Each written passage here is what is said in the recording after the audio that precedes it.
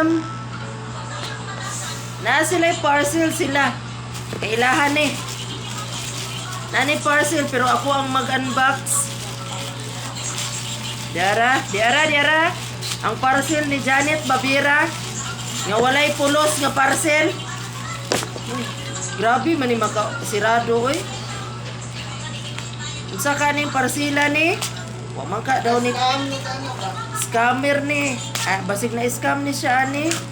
Kuan man daw ni kanang wala daw pulos. Unya, wala man kay pulos. Ganong nag-order ani. Dili ko kapre.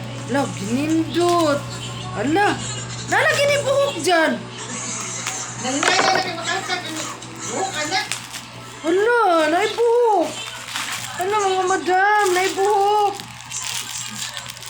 Piling kayo siya. Magpagwapa siya. Mayo. Ay, moreto yan tuan bang. Ay, kining bangs. Saan ni? Uy. Saan man ni? Bangs ni? Nakatok.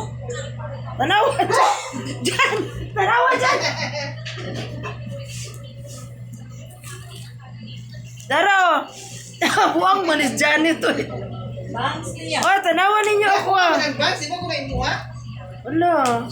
Bagay ni ka madam. Wala. Tsa. Laba.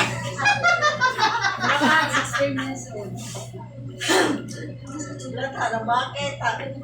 Uy, sakit man ni sa mata. Uy. Ala, nawala ako. Uy, nawala akong dangas. Mag-order na po na. Uy, gatay. Ala, tanawan ninyo ko. Ala, gwapa lagi ko. Bagay niyo mo. Kay pareha mong gulong color. Tanawa ko ninyo ha. Comment down below kung bagay ko. Tanawa ninyo ako ang kuano. Tanawa ko ninyo. Wala kang portrait. Ay, Diyos ko. Nakatok naman siguro Miss Janet. Uy. No? Tanawa ninyo. Ti. Verbal nga. Ay, Diyos Uy, ako bagay ko ano. Oh, sige. Dangas. Ako kay dangas ko. Yan, isapin. Gilok ka. Sakit ka sa mata. Matos. Sa ati Jenny. Mamutang tani mo. Kaya ano ni mato sa pino? Tara. Uy, sa mani. Sige na, Sige na.